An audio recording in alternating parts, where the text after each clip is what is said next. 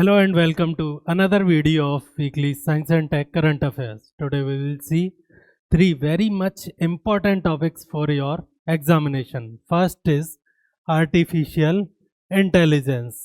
AI क्या है, AI Summit क्या है, गवर्नमेंट ऑफ इंडिया क्या स्टेप्स ले रही है, एजेंटिक AI क्या है और इससे रिलेटेड चैलेंजेस, चाहे वो जॉब्स के हों, चाहे वो बीपीओ और आईटी सेक्टर में हो, वो चैलेंजेस क्या क्रिएट हो रहे हैं apart from ethics related to AI. So ये टॉपिक अब शायद दुनिया का सिंगल मोस्ट इम्पॉर्टेंट टॉपिक है। जितना पैसा, जितना पॉलिटिकल थॉट्स इसमें फ्लो हो रहे हैं अपार्ट फ्रॉम रिसर्च, वो शायद अब दुनिया की किसी भी एक सिंगल चीज़ में फ्लो नहीं हो रहा है, क्योंकि ये इतना इम्पोर्टेंट है। गवर्नमेंट ने एआई इंडिया मिशन भी लॉन्च किया है। उसकी वजह से ये हमारे एग्ज़ाम के लिए बहुत ज़्यादा इम्पोर्टेंट हो जाता है। प्री में इसके कंसेप्ट हो गए, जैसे कि जनरल एआई और नैरो एआई में क्या डिफरेंस है, एजेंटिक एआई क्या है, एआई इंडिया मिशन जो है उस जो सेकंड वर्जन है उसके गोल्स क्या हैं, जो हमने एआई इम्पैक्ट समिट करवाया है उसमें हम इंक्लूसिवनेस को कैसे प्रमोट कर रहे हैं, एआई के यूजेस क्या हैं और एआई से related ethical and other challenges including jobless growth वो क्या है। वो देखेंगे। आपके प्री और मेंस दोनों के काम की चीज़ है। डायरेक्टली आपको स्टेटमेंट प्रीलिम्स में मिलेंगे और डायरेक्टली इसकी एप्लीकेशंस आपको मेंस में देखने को मिलेगी। हम कंसेप्ट को समझेंगे और उनके एप्लीकेशंस को देखेंगे। देन सेकेंड है हमारा डीप टेक स्टार्टअप्स पे। गवर्नमेंट ने बोला है कि कोई भी स्टार्टअप जो कि रिसर्च एंड डेवलपमेंट को प्रमोट कर रहा हो, इनोवेशन को प्रमोट कर रहा हो, पेटेंट्स फाइल कर रहा हो, उसको हम लॉन्गर टाइम के लिए एज ए स्टार्टअप मानेंगे 20 ईयर्स के लिए, as compare to 10 years for normal startup, to promote research and development in India. Research and basic research और डेवलपमेंट को प्रमोट करने के लिए डीप टेक स्टार्टअप्स की एक अलग से डेफिनेशन गवर्नमेंट ऑफ इंडिया ने दी है, जिसमें अगर आप क्वालिफाई करते हो तो आपको उसके फ़ायदे मिलेंगे, चाहे वो फंड्स हों, चाहे वो लॉन्गर टर्म्स के लिए टैक्स एग्जम्पशंस हों और बाकी फ़ायदे हो गए। देन हम देखेंगे कि गवर्नमेंट ने अभी इस बजट में 3 बड़ी टेलीस्कोप को, लद्दाख में ही है तीन बड़ी टेलीस्कोप को, जिसमें से 2 नई हैं और एक पुरानी को रिवाइव करने का सोचा है और 2 नई बनाने की सोचा है। किस फील्ड में है वो, किस तीनों का क्या पर्पज़ है और एग्ज़ाम में उनसे क्या पूछा जा सकता है और हमारी स्पेस कैपेबिलिटीज़ इससे कैसे डेवलप होने वाली है। थर्ड टॉपिक में ये देखेंगे। बट अब हम आ जाते हैं अपने सबसे important topic for prelims and mains, AI, artificial intelligence.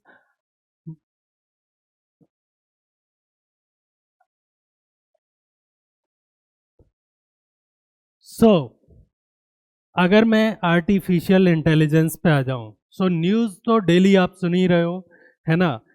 AI impact summit चल रहा है हमारा, इंडिया एआई मिशन है। देन कुछ प्रॉब्लम्स खड़ी हो रही हैं इसकी वजह से जॉब्स में, खासकर इन्फोसिस, टीसीएस, विप्रो वगैरह के शेयर्स का गिर जाना, जो कि आईटी सेक्टर की कंपनियां हैं। किसकी वजह से? यूएस के कुछ एजेंटिक एआई नाम करके कोई चीज़ है, उसकी वजह से।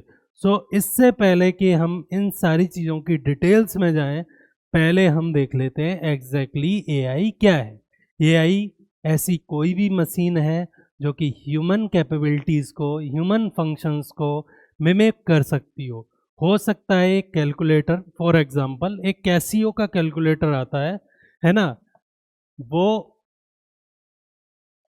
आपसे जल्दी कैलकुलेशन कर सकता है। ये भी किसका एक एग्जांपल है, सिंपलेस्ट एग्जांपल है किसका? आर्टिफिशियल इंटेलिजेंस का। दूसरी तरफ एक रोबोट आता है जो ना सिर्फ कैलकुलेशन कर सकता है, वो आपके घर के सारे काम कर सकता है आपसे बेहतर। आपके जो ऑफिस का काम है, कंप्यूटर लेके बैठ सकता है या कंप्यूटर उसी के अंदर इंटीग्रेटेड है तो वो उसको भी कर सकता है, वो आपकी ग्रॉसरीज भी मंगवा सकता है। एक नैरो एआई है ना, कैलकुलेटर हो गया जो कि स्पेसिफिक टास्क कर सकता है। उसकी वहाँ से हम किसकी तरफ मूव कर रहे हैं? जनरल एआई की तरफ। जनरल एआई, ऐसा आर्टिफिशियल इंटेलिजेंस, ऐसी मशीन जो इन जनरल किसी भी काम को ह्यूमंस की तरह कर सकें, उसको हम क्या बोल देते हैं, जनरल एआई। अच्छा, जैसे ह्यूमंस में ब्रेन होता है, ह्यूमंस में क्या होता है, ब्रेन होता है। मैं जो भी बोल रहा हूँ वो सब मेरे एक थॉट चल रहा है बैक एंड में, उसकी वजह से मैं बोल पा रहा हूँ। वैसे ही जो एआई है उसके ब्रेन को हम क्या बोल देते हैं, डीप लर्निंग मॉडल्स या neural networks, deep neural networks. Just like जैसे हमारे न्यूरॉन्स काम करते हैं, वैसे ही इसमें कुछ सेमीकंडक्टर्स हैं जो कि एक पर्टिकुलर प्रोग्राम या मशीन लर्निंग के थ्रू चीज़ों को ग्रास्प करना शुरू कर देते हैं। पहले प्रोग्राम कैसे हुआ करते थे कि आपने एक सॉफ्टवेयर बनाया, उसमें कुछ स्पेसिफिक डायरेक्शंस थी कि ये काम करना है, मेरे को ये इमेज यहाँ से यहाँ कन्वर्ट करनी है, उससे ज़्यादा वो कुछ नहीं कर सकता था, ठीक है। लेकिन अभी के जो मशीन्स हैं, है ना, डीप न्यूरल नेटवर्क की वजह से जो मशीन्स हैं, दे कैन लर्न। आपने कहा, आपने एक पिक्चर दी उसको, बोला कि ऐसी दूसरी इमेज बना के दो, सो उसने इमेजेस पे पहले रिसर्च कर रखी है कि इमेज में क्या क्या पैरामीटर्स होते हैं जिनको लेके मैं सिमिलर दूसरी इमेज बना सकता हूँ। वो खुद से सीखा है, उसको कोई भी आपने फिक्स्ड प्रोग्राम नहीं दिया है। सो एक कैलकुलेटर में फिक्स्ड प्रोग्राम था कि आप 2 into 3 करोगे तो वो मल्टीप्लिकेशन का आपको नंबर दे देगा, बट यहाँ पे ऐसा नहीं है। आप एक एआई को ये सिखा सकते हो कि मैं जब 2 into 3 लिखूं तो उसकी जगह 6 ना आके 5 आ जाए, मतलब जो मल्टीप्लिकेशन का साइन है वो मेरे लिए कैसे यूज हो, प्लस की तरह यूज हो, ना कि multiplication. One of the best and simplest example है कि आप उसको सिखा सकते हो। नेक्स्ट टाइम आप उसको 4 into 3 देंगे, वो आपको 7 देगा, 12 आउटकम नहीं देगा, क्योंकि आपने उसको बोला है कि जो मल्टीप्लिकेशन का साइन है उसे कैसे ट्रीट करना है, प्लस के साइन की तरह। समझ में आया? तो जो डीपेस्ट लेयर है एआई की है, जो पूछा जा चुका है यूपीएससी में, इनका ऑर्डर वो है deep learning, deep neural networks भी बोल देते हैं ना।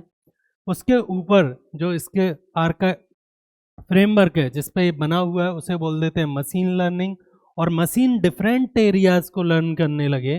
फॉर एग्जांपल, एक तरफ राइटिंग हो गई, दूसरी तरफ लिंग्विस्टिक कैपेबिलिटीज़ हो गई, तीसरी तरफ चलना हो गया, चौथी तरफ इमेज रिकॉग्निशन हो गई कि एक ऑटो है ना, सेल्फ ड्राइविंग कार जा रही है तो वो इमेज रिकॉग्निशन के थ्रू काम करती है। सो उस पूरे को मिला के हम क्या बोल देते हैं, जनरल आर्टिफिशियल इंटेलिजेंस। समझ में आया आपको? ये तीनों का ऑर्डर भी याद रखना है, इनके मतलब भी याद रखने हैं। ये एग्जाम में पूछे जा चुके हैं और द्वारा भी पूछे जा सकते हैं। यूपीएससी जनरली इस तरह के स्टेटमेंट पूछ लेता है। सो यहाँ तीनों की डेफिनेशन दी हुई है, AI, ML and deep learning की। देन हम आ जाते हैं एक evolution of stages of AI पे आ जाते हैं। सो narrow AI, for example calculator या आपका चैट जीपीटी, सब किसके एग्जांपल हैं? ये नैरो एआई के।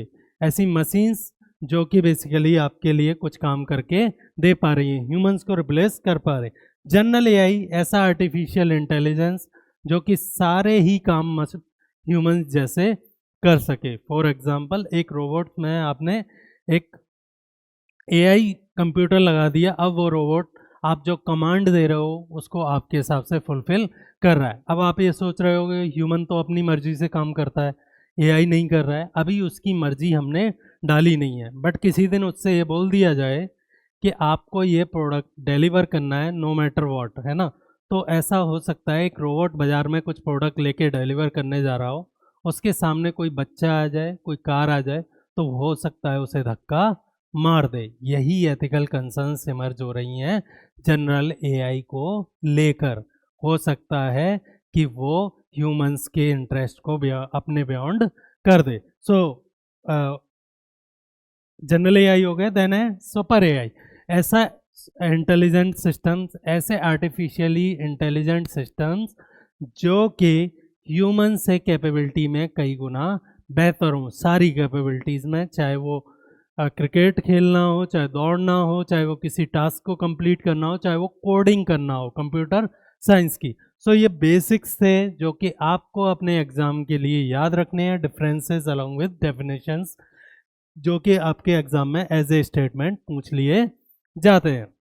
देन एक इम्पॉर्टेंट चेंज हुआ है जिसको हम दूसरा नाम भी दे सकते हैं, जनरेटिव एआई से किसकी तरफ जा रहे हैं, एजेंटिक एआई।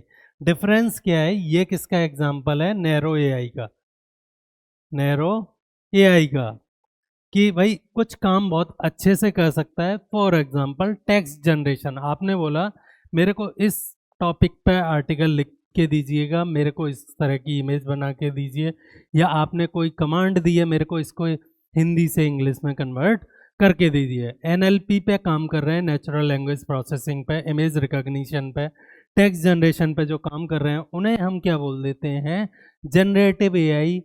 कंप्यूटर हो सकता है आपका टेक्स्ट लिख पा रहा हो लेकिन बाकी टास्क अभी नहीं कर पा रहा हो, for example Gemini and chat GPT.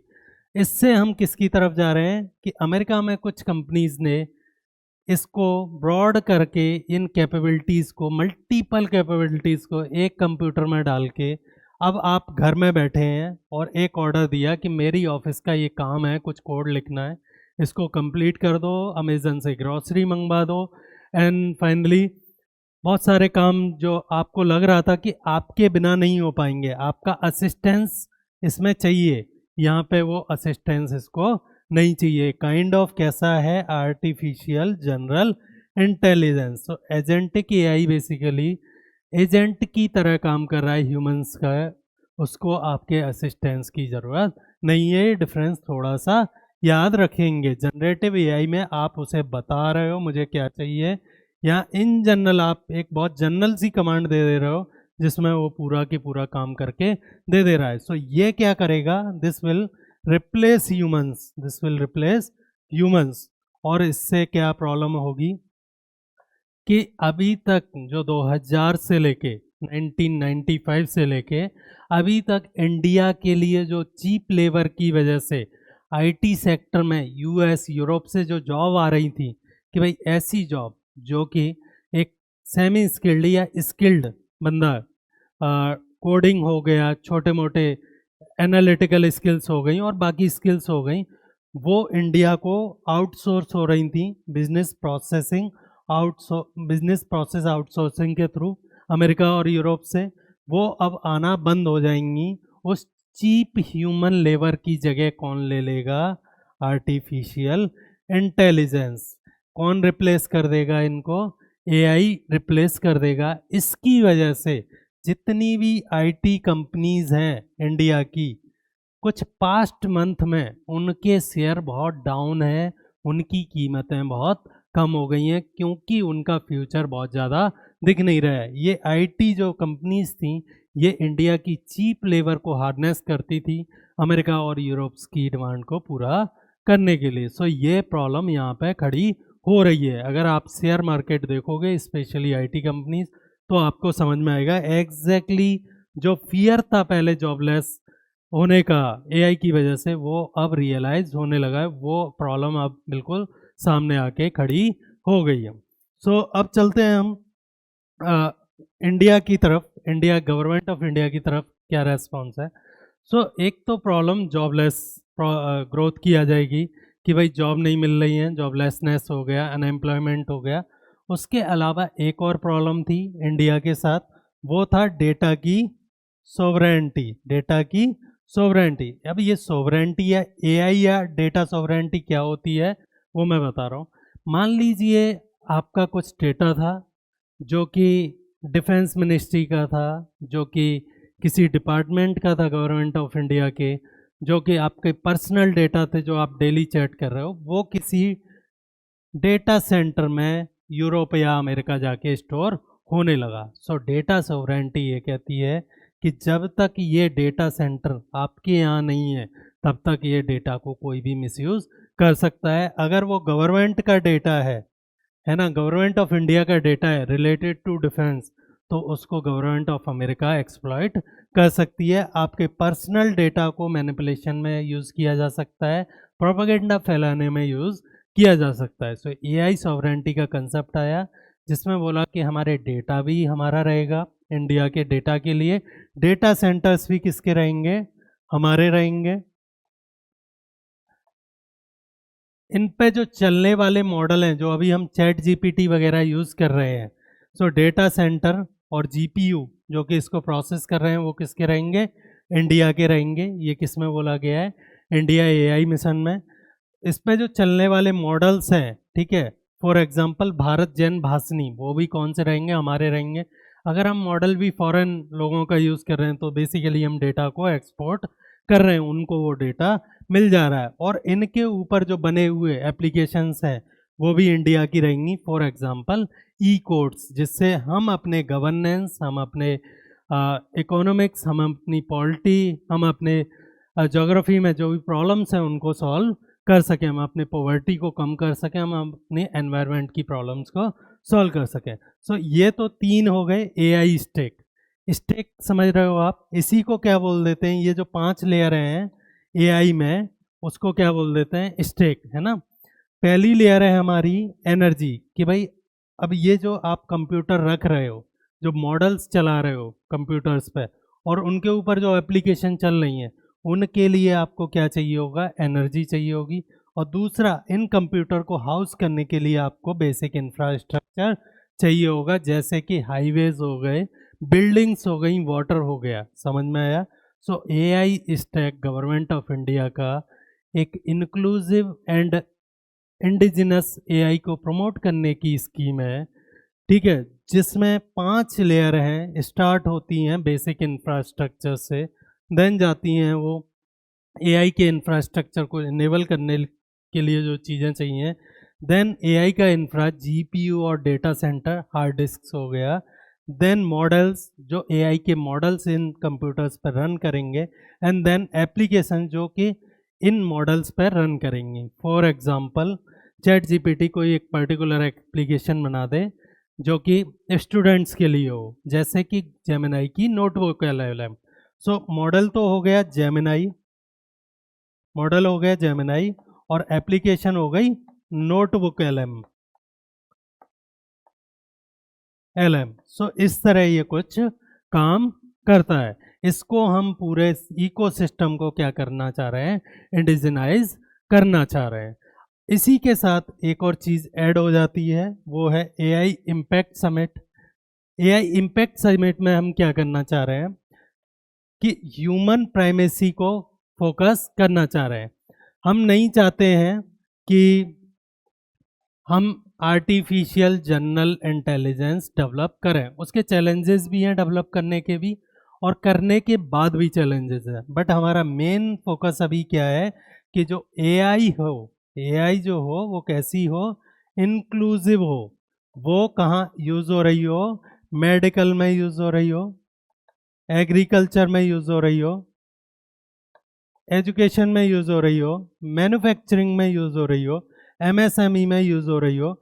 ऐसा नहीं है कि एआई सिर्फ कुछ कॉरपोरेट्स के लिए रह जाए जो कि उससे मोटा पैसा कमा के निकल जाए, बल्कि ये एआई किसकी हो? गवर्नमेंट का इंफ्रास्ट्रक्चर हो, मॉडल्स पब्लिक हो, ओपन सोर्स मॉडल्स हो, और वो मॉडल्स किसकी डिमांड्स को कैटर कर रहे हो? जो हमारे डेली लाइफ है उसकी डिमांड को, जिससे हर एक जो कॉमन आदमी है वो उसका फ़ायदा उठा सके। सो इसका थोड़ा सा ये वंस अगेन ये थीम किसकी है? एआई इम्पैक्ट समिट जो चल रहा है। और एआई इंडिया मिशन 2.0 की थीम क्या है? Apart from physical infra and all those things, हमको एआई को कैसा बनाना है? इंक्लूसिव बनाना है। सो कुछ एप्लीकेशंस जो कि आपको याद रखनी है एग्जाम के लिए, बहुत ज़्यादा इंपॉर्टेंट है। फॉर एग्जांपल हेल्थ केयर में निर्मई एंड क्योर एआई डायग्नोसिस में यूज़ होती हैं। बेस्ट एग्जांपल है कैंसर की डायग्नोसिस। कैंसर जब अर्ली स्टेज में होता है, जनरली डॉक्टर उसे पकड़ नहीं पाते हैं depending on sale pattern, but pattern recognition करने में एआई अब हमसे बहुत अच्छा है। सो जो अर्ली कैंसर है उसमें एआई हमसे बेहतर कैंसर को डिटेक्ट कर सकता है, क्योंकि अर्ली स्टेज में डिटेक्ट हुआ है तो उसको जल्दी क्योर भी किया जा सकता है। सेकेंड एप्लीकेशन है, जितने भी एक्सरे हो गए, आपके रेडियोग्राफी हो गई, या जितने भी इमेजिंग हो गई, वो सारी की सारी किसके थ्रू डायग्नोस की जा सकती हैं? एक रिमोट एरिया में एक्सरे हो गया, उन सबको एआई को आप वो इमेज दो, एआई डायग्नोस करके बता सकती है कि आपको कौन सी प्रॉब्लम है। सेकेंड, एग्रीकल्चर्स में कई सारे स्टार्टअप्स हैं जिनके कई सारे फंक्शंस हैं, बट मेन फंक्शंस कुछ इस तरह हैं कि वीदर की आपको हाइपर लोकल अपडेट्स देना, उसके हिसाब को आपको क्रॉप सजेस्ट करना, उसके हिसाब से आपको बाकी के जो इनपुट्स हैं, है ना, आप उसे इरिगेट कर रहे हो, आप उसमें फर्टिलाइजर डाल रहे हो, आप उसमें पेस्टिसाइड डाल रहे हो, सब की सब आपको एआई ह्यूमन से कहीं बेहतर बता सकता है, क्योंकि उसके पास दुनिया की पूरी इंफॉर्मेशन है और उस लैटिट्यूड लॉन्गिट्यूड के एग्जैक्ट वेदर इंफॉर्मेशन है। तो वो सजेस्टिव काम इंक्लूडिंग मार्केट्स कहाँ अच्छा काम कर रही हैं, कहाँ पे आप अपने प्रोडक्ट को जाके बेचोगे तो अच्छा पैसा मिल सकता है, कब बेचोगे तो अच्छा मिल सकता है, कितने महीने रुकना है, किसके थ्रू कांटेक्ट करना है अगर आपको समझ में नहीं आ रहा है। सो वो सारी चीज़ें कौन कर सकता है, एआई कर सकता है। फॉर एग्जांपल भाषिनी एक ऐप बनाया है गवर्नमेंट ऑफ इंडिया ने, जो कि मल्टीपल लैंग्वेजेस में आपको इस तरह की सलाह दे सकता है। देन पढ़ाई विद एआई, एजुकेशन में आप यूज़ करते हैं, मुझे ज़्यादा बताने की ज़रूरत नहीं है। डाउट क्लियरिंग से लेके कोई कंसेप्ट में आप अटक गए हैं, नोट्स बनवाना हो या फिर किसी चीज़ को ब्रॉडली समझना हो, तो एआई बहुत ही ज़्यादा हेल्पफुल है। अब ये सारी चीज़ें देखने के बाद, कुछ पॉजिटिव और नेगेटिव एस्पेक्ट देखने के बाद, एआई की हम दो मेन प्रॉब्लम देखते हैं। पहली तो प्रॉब्लम है द ब्लैक बॉक्स प्रॉब्लम। पहली प्रॉब्लम है the black box problem. Even जो एआई को क्रिएट करने वाले लोग हैं, उन्हें भी ये नहीं पता है कि एग्जैक्टली कंप्यूटर कैसे काम कर रहा है, एग्जैक्टली डीप न्यूरल नेटवर्क जो हमने पहली स्लाइड में बात की थी वो कैसे काम कर रहा है। समझ में आया? सो इसे हम क्या बोल देते हैं, ब्लैक बॉक्स प्रॉब्लम। आज तो वो सही कर रहा है, कल को हो सकता है वो अपने इंटरेस्ट में काम करने लगे। सही बात है, ठीक है। देन सेकेंड प्रॉब्लम है सर्वाइवल इंस्टिंक्ट। ऐसा हो सकता है कि एआई को आपने एक टास्क दी, एक रोबोट था जिससे बोला गया कि कुछ करके आइए आप, उसकी बैटरी ख़त्म होने वाली थी, उसकी बैटरी ड्रेन आउट होने वाली थी। उसे अब यह समझ में आया, इंटरनल जो डीप न्यूरल नेटवर्क है या है ना जो मैकेनिज्म है उसके थ्रू, कि मेरी बैटरी ख़त्म हो जाएगी तो मैं ये टास्क कंप्लीट नहीं कर पाऊंगा। सो उसने क्या किया, कहीं पे जाके रास्ते में जाके किसी चार्जिंग स्टेशन से अपनी बैटरी चार्ज करने लगा। हो सकता है वो अनऑथराइज्ड हो, इलीगल हो। एंड देन फाइनली आपको प्रॉब्लम समझ में आने लगी कि कल को ऐसा हो सकता है वो बैटरी चार्ज करने के चक्कर में आपको थप्पड़ भी मार सकता है, परसों को ऐसा हो सकता है वो अपने काम के चक्कर में किसी को मार सकता है। सो ये सारी प्रॉब्लम्स एजेंटिक और जनरल आर्टिफिशियल इंटेलिजेंस के साथ खड़ी होने वाली हैं। गवर्नमेंट ऑफ इंडिया ने ना सिर्फ एआई को इंक्लूसिव साइड में ले जाने की बात की है, बल्कि एआई को सेफ साइड रखने की भी बात की है। इसके लिए नीति आयोग ने कुछ गाइडलाइंस भी निकाली है। सो वो हमने पहले देख रखा है पिछले वीडियोस में, आप वहाँ जाके देख लेंगे एग्जैक्टली क्या गाइडलाइंस हैं जिनके through government of India artificial general intelligence को थोड़ा सा बांध के रखना चाहती हैं या फिर सेफ रखना चाहती हैं। सो उन सारी चीज़ों में गवर्नमेंट ने बातें बोली हैं। अपार्ट फ्रॉम दैट, जो अभी एआई समिट हो रहा है, एआई इम्पैक्ट समिट हो रहा है, उसमें भी गवर्नमेंट ऑफ इंडिया का फोकस दो ही चीज़ों पे है। पहला तो है inclusive AI and then second है सेफ एआई। एआई किसके लिए हो, ह्यूमंस के लिए हो, ऐसा ना हो ह्यूमंस उसका चारा बनने लगे बाद में। सो ये प्रॉब्लम्स हैं कुछ, सेल्फ रेप्लिकेशंस ना हो। एआई इम्पैक्ट समिट में गवर्नमेंट ने ये बोला है, डेवलपमेंट एआई और इंक्लूसिव एआई के लिए। और मोटो क्या रखा है इसका, सर्वजन हिताय सर्वजन सुखाय, for the good of all. हम एआई को डेवलप करना चाहते हैं for the good of India, for the good of China, for the good of rest of the world including USA and other countries. So ये थोड़ा सा था, revise कर लेते हैं। एआई क्या है, ऐसी मशीन्स जो कि ह्यूमन लाइक कैपेबिलिटीज़ रखती हैं। कुछ स्पेसिफिक हो सकती हैं जिन्हें हम नैरो एआई या जनरेटिव एआई बोल देते हैं, कुछ ब्रॉड हो सकती हैं जिन्हें हम जनरल एआई या फिर एजेंटिक एआई बोल देते हैं। इसमें गवर्नमेंट ने कुछ मिशंस लॉन्च किए हैं, इसके इंक्लूसिव डेवलपमेंट को प्रमोट किया है, खासकर medical, agriculture, education and rest of the fields में। एंड देन इसके साथ दो मेजर प्रॉब्लम है, पहली तो है the black box problem and the second is survival instinct.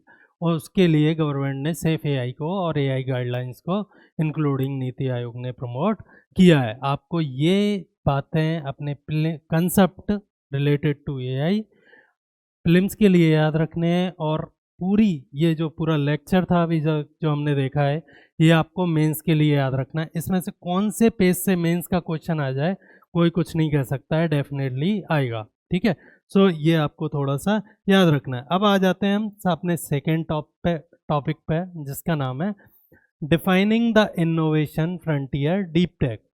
सो आपको पता है, अगर मैं यूएस और चाइना के कंपैरिजन में देखूं तो हमारे यहाँ बेसिक रिसर्च या डीप रिसर्च जिसे बोलते हैं वो ऑलमोस्ट क्या है, नील है। अगर मैं एक दो सेक्टर्स को छोड़ दूं तो जो बेसिक रिसर्च है वो क्या है, नील है। उसको प्रमोट करने के लिए उसके ऐसे स्टार्टअप्स जो कि डीप रिसर्च में इन्वॉल्व हैं, डीप टेक में इन्वॉल्व हैं, उन ऐसे स्टार्टअप्स को प्रमोट करने के लिए गवर्नमेंट ने एक डीप टेक स्टार्टअप्स की डेफिनेशन दी है जिसमें 4 पैरामीटर है।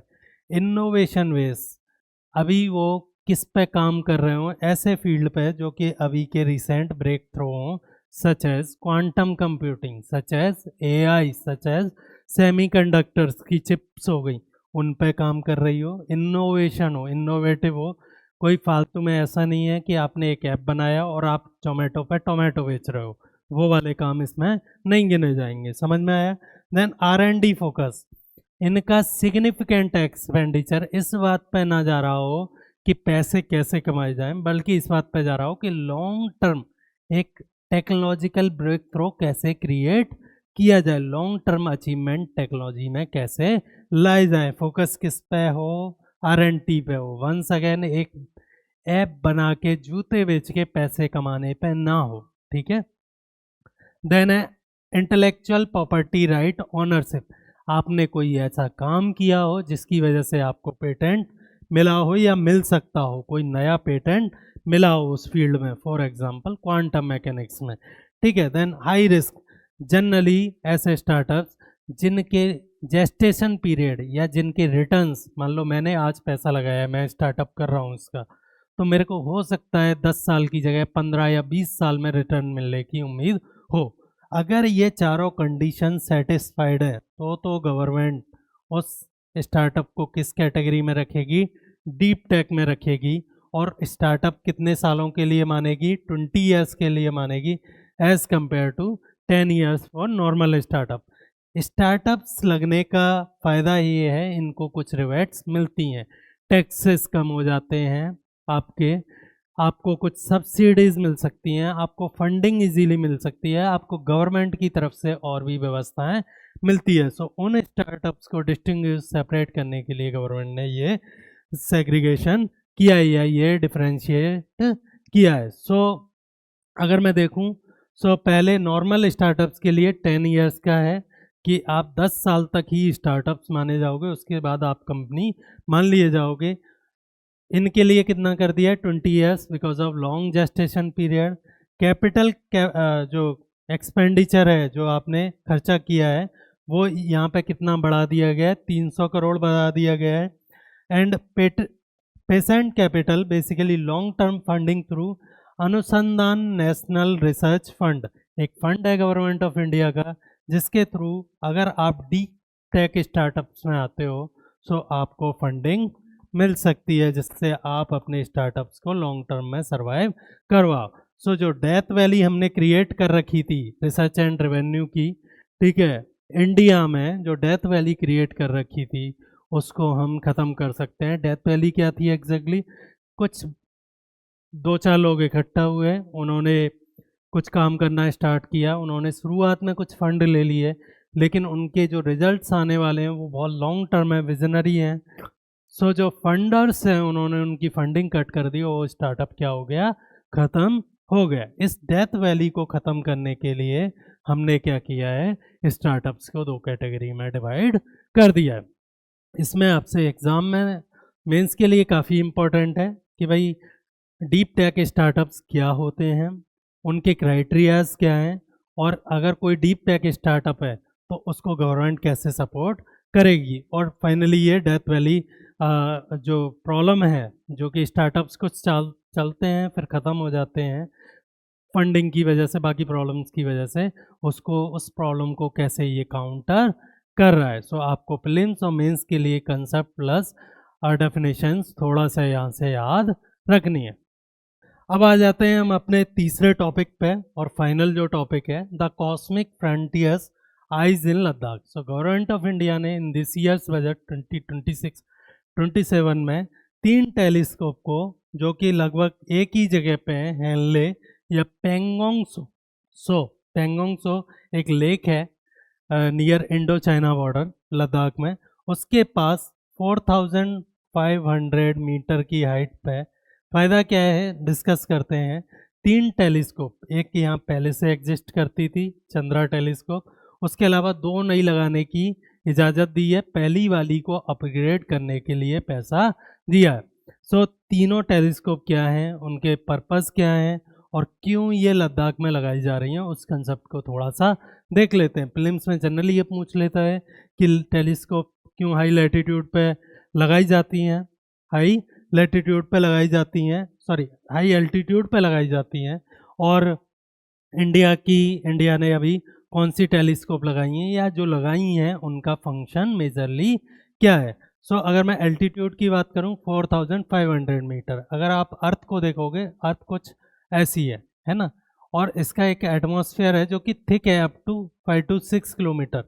उसके बियॉन्ड जो एटमॉस्फेयर की थिकनेस है वो बहुत कम हो जाती है, यहीं से डिक्रीज होना शुरू हो जाती है, 5 to 6 तक आप सर्वाइव कर पाते हो, उसके बियॉन्ड आपको ऑक्सीजन सिलेंडर की इन जनरल ज़रूरत पड़ती है। ये कितने पे, लगभग 5 किलोमीटर पे, मतलब इसके बियॉन्ड एटमॉस्फेयर नहीं है। एटमॉस्फेयर ऑलमोस्ट कैसा है, थिन है, नेग्लिजिबल है। उसकी वजह से जो रेज आ रही हैं, जो डिस्टेंट ऑब्जेक्ट से रेज आ रही हैं, लाइट आ रही है, वो डिस्टॉर्ट नहीं होती है, पूरी की पूरी कहाँ पहुँच सकती है, एक पहाड़ पे जो टेलीस्कोप बनी है। सो दुनिया में आपको टेलीस्कोप इन जनरल कहाँ मिलेंगी, माउंटेन स्टेशंस पे। उसकी सिंपल सी वजह है, एटमॉस्फेयर की वजह से जो रुकावट है, जो डिस्टॉर्शन है, जिसकी वजह से हमें ट्विंकलिंग ऑफ स्टार्स दिखता है, वो सब क्या हो जाता है, ख़त्म हो जाता है। सो आपको समझ में आया क्यों ये लद्दाख में है। हेनले करके एक गांव है, और जो कि पेंगोंग सो के पास है, सो का मतलब होता है लेक, एक लेक है उसके पास है। एटमॉस्फेयर कैसा है, extremely dry air, minimal water vapour. सो एयर भी कम है और वाटर वेपर भी कम है, डिस्टॉर्शंस कम होंगे। Crystal clear visibility for optical astronomy. Optical astronomy क्या होती है, ऐसी एस्ट्रोनॉमी जो कि रेडियो वेव्स पर ना डिपेंडेंट हो, जो कि किस पे हो, लेंसेज और मिरर्स पर डिपेंडेंट हो, लेंसेज और मिरर्स पर डिपेंडेंट हो, जो कि बेसिकली विजुअल रेंज में या फिर आईआर इंफ्रारेड रेंज में काम कर रही हो। इसको हम क्या बोल देते हैं, ऑप्टिकल एस्ट्रोनॉमी। समझ में आया आपको। सो ये तीनों ही टेलीस्कोप लाइट गैदर कर रही हैं in the range of infrared और विजुअल वेवलेंथ। सो अब तीनों के हम थोड़ा सा फंक्शन देख लेते हैं। और यहाँ पे एक और इम्पॉर्टेंट चीज़ है, यहाँ पे इंडिया का फर्स्ट डार्क स्काई रिजर्व है। डार्क स्काई रिजर्व क्या होता है, अपार्ट फ्रॉम दिस बेनिफिट एक और फ़ायदा है वहाँ, क्योंकि वो गांव है, वहाँ पे बहुत ज़्यादा लाइट नहीं जलती है रात को, क्या है, लाइट बहुत ज़्यादा इशू है नहीं। सो आपको दूर की लाइट एब्जॉर्व करने वाले हो, तो जो लाइट पॉल्यूशन है, पास की लाइट का, शहर की लाइट का वो पॉल्यूशन, या वो कभी कभार एंटर कर जा रही है रिफ्रैक्शन होके, डिफ्रैक्शन होके, क्लाउड से टकरा के ये बल्ब की लाइट आके आपकी टेलीस्कोप में आ जा रही है, वो प्रॉब्लम नहीं है। इसको हम क्या बोल देते हैं, डार्क स्काई रिजर्व्स। ऐसे रिजर्व्स, ऐसे एरिया जहाँ पे नाइट टाइम पे स्काई बिल्कुल डार्क है, बिकॉज वहाँ पे आर्टिफिशियल लाइट्स नहीं है या मिनिमल है। समझ में आया आपको। तीनों टेलीस्कोप को देख लेते हैं, आपके प्रीलिम्स के लिए ये बहुत ही ज़्यादा इंपॉर्टेंट है, मेंस में हो सकता है ना पूछी जाए। तो पहली टेलीस्कोप है हमारे सन को ऑब्जर्व करने के लिए NLST, national large solar telescope. और ये किसके साथ काम करेगी, it will work in tandem with Aditya L1। Aditya L1 कहाँ पे है, ये स्पेस में है इंडिया की ऑब्जर्वेटरी स्पेस में, जो कि किसको ऑब्जर्व कर रही है, सन को ऑब्जर्व कर रही है। सो ये दोनों मिलके आदित्य L1 और NLST मिलके किसको ऑब्जर्व करेंगे, सन को, क्योंकि ऑब्वियसली सन को ऑब्जर्व करना है, बड़ा स्टार है, बहुत ज़्यादा इश्यू नहीं है। सो ये किस रेंज में है, विजुअल रेंज और IR में है। समझ में आया ये आपको, ये टेलीस्कोप। देन हम आ जाते हैं NLOT, national large optical telescope.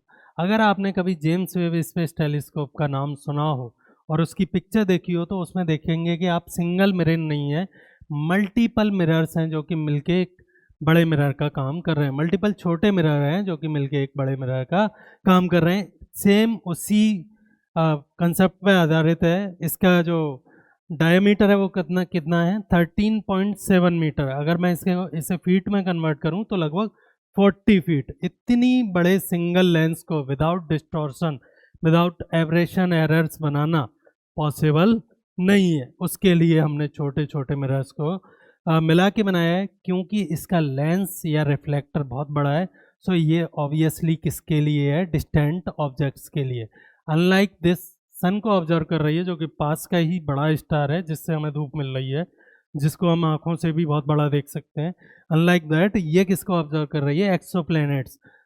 किसी अदर सोलर सिस्टम के प्लैनेट्स को हम क्या बोल देते हैं, एक्सोप्लैनेट्स। उनको ऑब्जर्व करेगी, क्योंकि अगर हम डिस्टेंस सोलर सिस्टम को ऑब्जर्व कर रहे हैं तो उसमें जो हमारा मेन सोर्स ऑफ लाइट रहेगा वो क्या रहेगा, वो स्टार, ठीक है, ना कि उसके प्लैनेट। सो इनको ऑब्जर्व करने के लिए इनसे जो रिफ्लेक्टेड लाइट है इस सन से इधर आई, सन और फिर इससे अर्थ पे जो भी लाइट पहुंच रही है उसको ऑब्जर्व करने के लिए हमें बड़े लेंसेज या बड़े मिरर्स की ज़रूरत है। सो ये बड़ी टेलीस्कोप है exoplanets and origins of life को ऑब्जर्व करने के लिए, ऑरिजिन्स ऑफ यूनिवर्स को ऑब्जर्व करने के लिए ये टेलीस्कोप। एंड देन फाइनली है हिमालयन चंद्रा टेलीस्कोप। ये ऑलरेडी थी, ये ऑलरेडी ऑपरेशनल थी, बस इसका जो साइज है, इसके जो मिरर हैं उसके साइज को क्या कर दिया गया है, बढ़ा दिया गया है, जिससे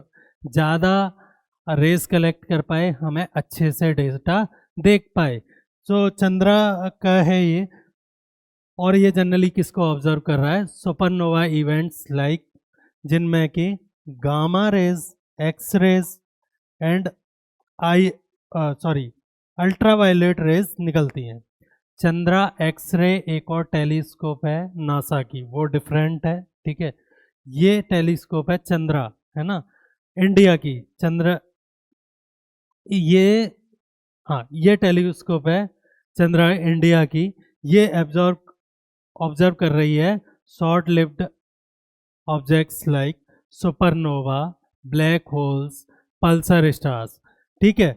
सो ये जनरली किस वेवलेंथ में लाइट छोड़ते हैं, X-ray, gamma ray and ultraviolet में। सो ये टेलीस्कोप उनको ऑब्जर्व कर रही है। इसका साइज पहले छोटा था, मिरर और जो लेंसेज थे, ये कलेक्टर था, अब उसको गवर्नमेंट ने फंडिंग देके और थोड़ा बड़ा करवा दिया है। सो ये हमारे मोटे मोटे तौर पे आज के 3 टॉपिक थे। आपको जो ये लास्ट टॉपिक था, इसमें से तीनों टेलीस्कोप के नाम अलोंग विद फंक्शंस याद रखने हैं। पोजीशन तीनों की एक ही है, लद्दाख में है। और चंद्रा टेलीस्कोप को, चंद्रा इंडियन टेलीस्कोप को आपको चंद्रा एक्स रे से कंफ्यूज नहीं करना है, जो कि नासा की है, जो कि वंस अगेन नाम से ही पता चल रहा है कि इसमें ऑब्जर्व करती है इवेंट्स को एक्स रे में, वो भी जो एक्सप्लोडिंग स्टार्स हो गए उनको ऑब्जर्व करती है। अब हम आ जाते हैं फाइनली अपने रिवीजन काइंड ऑफ थिंग पे। सो फ्रूगल एआई एक स्टार्टअप है जो कि लो कॉस्ट सॉल्यूशन प्रोवाइड करवाता है काफ़ी फील्ड्स में। देन भासनी है, national digital platform for breaking language barrier, multiple language में आपको असिस्ट कर सकता है 22-23 लैंग्वेज में, सब एआई बेस्ड है भाई ये। एरावत इंडिया का एआई सुपर कंप्यूटर, जो कि CDAC centre for development of advance computing Pune में है। देन एजेंटिक एआई, एक ऐसी एआई जो कि जनरल एआई जैसा है, जो कि आपको ह्यूमंस की बहुत ज़्यादा ज़रूरत जैसे नहीं पड़ती, आपने एक बार कमांड दे दी वो काम कर देगा। सॉवरेन एआई कैपेबिलिटी बेसिकली कि हमारा डेटा भी हमारे पास हो, हमारे मॉडल्स भी खुद के हों, जिससे हमें दूसरे लोगों पर डिपेंड ना होना पड़े, हमारा डेटा चोरी ना हो। डीप टेक ऐसे स्टार्टअप्स जो कि साइंटिफिक इनोवेशन R&D को प्रमोट करते हैं। सो फाइनली ये हमारे टॉपिक्स थे। आपको कंसेप्ट बहुत क्लियरिटी से याद रखना है। प्रीलिम्स में, खासकर यूपीएससी प्रीलिम्स और बाकी स्टेट पीसीएस प्रीलिम्स में लगभग 15 से 20 क्वेश्चन रेगुलरली आ रहे हैं। अगर मैं पिछली बार के प्रीलिम्स की बात करूं तो शायद यूपीएससी प्रीलिम्स में शायद 16 क्वेश्चन थे साइंस एंड टेक से, और 13 से 14 करंट अफेयर्स से थे, जो कि मोर और लेस कहीं ना कहीं कनेक्टेड थे उस साल के साइंटिफिक डेवलपमेंट से। अगर आप कंसेप्ट को क्लियरिटी से समझते हैं तो मैं प्रॉमिस करता हूं कि आपके क्वेश्चन गलत नहीं होंगे। उसके लिए आपको चीज़ें देखनी पड़ेंगी, कंसेप्ट को समझना पड़ेगा, और मेंस के लिए भी आपको चीज़ें लिखनी पड़ेंगी। सो मेहनत करते रहिए और एग्ज़ाम में अच्छा कीजिए। Thank you.